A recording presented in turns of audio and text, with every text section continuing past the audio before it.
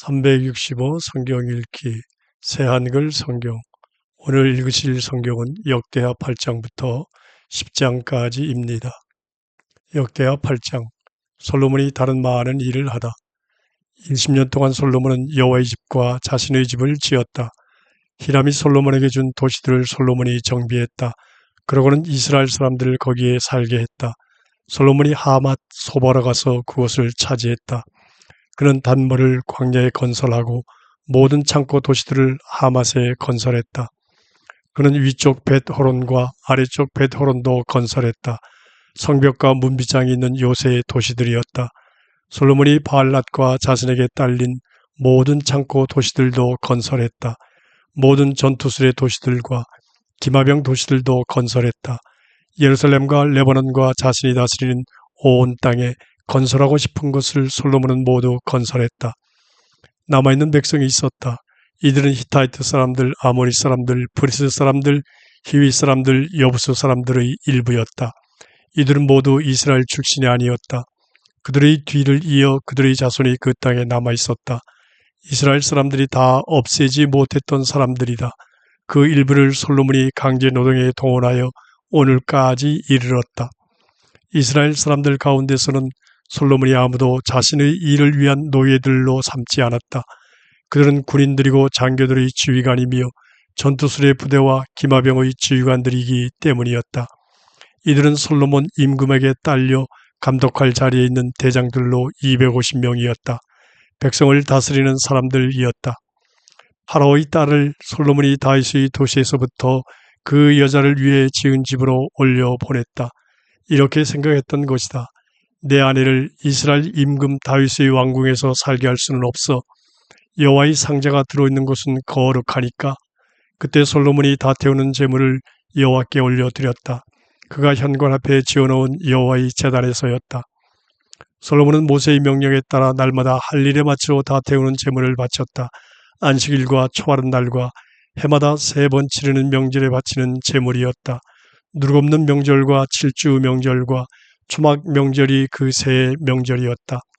그런 아버지 다윗이 정해놓은 대로 제사장들을 저마다 섬기는 일에 따라 나누어 세웠다. 그리고 레위 사람들을 그 지켜야 할 일에 따라 나누고 정해놓은 하루일에 맞추어 제사장들 앞에서 찬양하고 섬기게 했다. 문지기들도 나누어 문마다 세웠다. 이같이 한 것은 하나님의 사람 다윗의 명령 때문이었다. 제사장들과 레위 사람들은 어떤 일이라도 창고에 관한 일이라도 왕이 자기들에게 내린 명령에서 벗어나지 않았다. 솔로몬의 모든 일이 이루어졌다. 하나님의 집의 기초가 깔리던 날부터 그 일이 끝마치기에 이르도록 여호와의 집이 모두 다 만들어졌다. 그때 솔로몬이 에시온게벨과 엘라스로 갔다. 에돔 땅 바닷가에 있는 곳이었다. 히람이 자신의 신하들을 시켜 배를 솔로몬에게 보냈다. 바다를 아는 신하들도 보냈다. 그들은 솔로몬의 신하들과 함께 오피리에 가서 거기서 15.3톤 되는 금을 가져와 솔로몬 임금에게 바쳤다. 역대하 9장. 세바 여왕이 솔로몬을 찾아오다. 세바 여왕은 솔로몬 이야기를 들었다. 그래서 어려운 문제로 솔로몬을 시험해 보려고 수많은 사람을 거느리고 예루살렘으로 왔다. 향료, 많은 금, 값진 보석이 낙타에 실려 있었다. 여왕은 솔로몬에게 와서 마음속에 있는 것을 그에게 다 이야기했다. 솔로몬은 여왕이 무슨 말을 하든 대답해 주었다. 솔로몬이 알아낼 길이 없어서 여왕에게 대답하지 못한 것은 없었다. 세바 여왕은 솔로몬의 지혜를 보았다.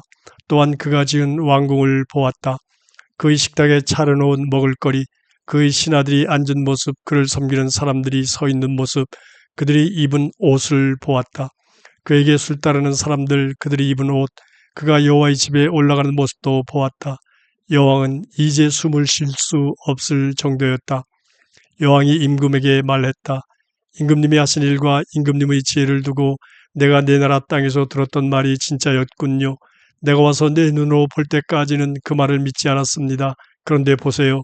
내가 들은 건 임금님의 뛰어난 지혜의 반도 안 되는군요. 임금님은 내가 들은 소문보다 뛰어나십니다.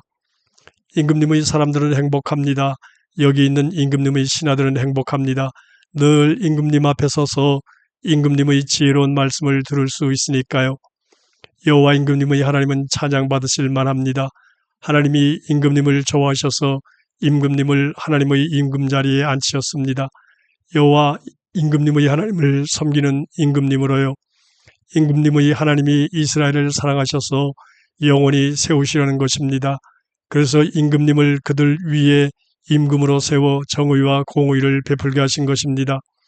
여왕은 임금에게 금 4톤과 엄청난 향료와 값진 보석을 주었다. 세바 여왕이 솔로몬 임금에게 주었던 것과 같은 그런 향료는 없었다. 또한 오피리에서 금을 가져왔던 히람의 일꾼들과 솔로몬의 일꾼들이 오피리에서 알금나무와 값진 보석도 가져왔다. 임금은 알금나무로 여호와의 집과 왕궁의 계단도 만들었고 노래하는 사람들이 쓸 기타와 하프도 만들었다. 알금나무가 유다 땅에서 이렇게 눈에 띈 적이 없었다. 솔로몬 임금은 세바 여왕이 바라는 것을 요청하는 대로 다 주었다. 여왕이 임금에게 가져온 것보다 더 많이 주었다.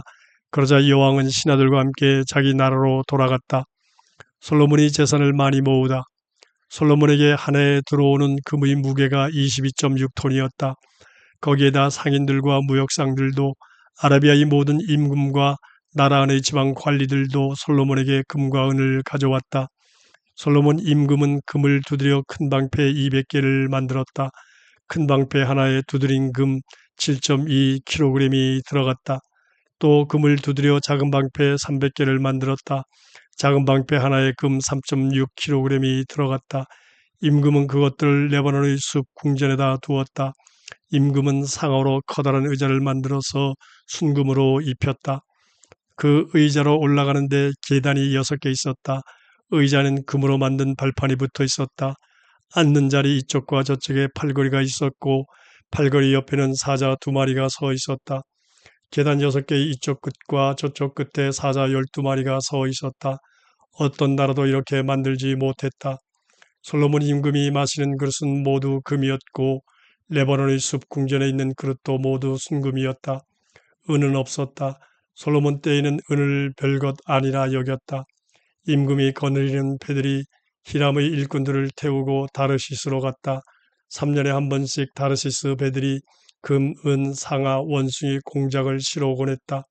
솔로몬 임금의 재산과 지혜는 세상 모든 임금을 뛰어넘었다. 세상 모든 임금이 솔로몬의 얼굴을 보고 싶어 했다.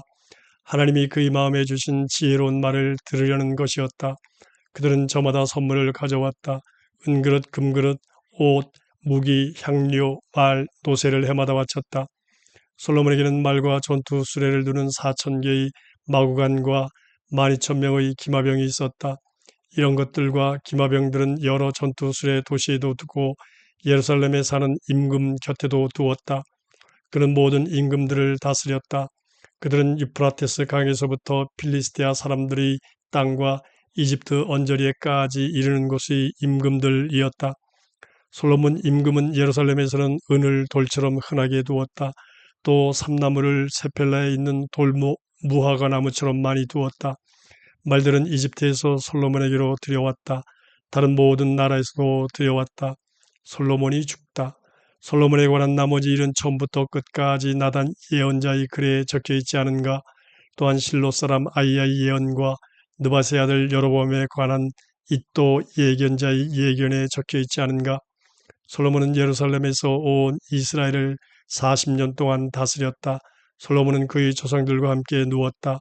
사람들은 그를 그의 아버지 다윗의 도시에 묻었다. 그의 아들 르호보암이 그를 이어 임금이 되었다. 역대하 10장 북쪽 지파들이 떠나다. 르호보암이 세겜으로 갔다. 온 이스라엘이 그를 임금으로 세우려고 세겜으로 와 있었던 것이다. 느바세 아들 여로보암이 소식을 들었을 때 그는 이집트에 있었다. 솔로몬 임금 앞에서 달아났던 여로보암은 이집트에서 돌아왔다. 사람들이 그를 불러왔다. 그러자 여로보암이 왔고 온 이스라엘도 왔다. 그들이 르호보암에게 이렇게 말했다. 임금님의 아버지가 우리에게 힘겨운 멍에를 메우셨습니다.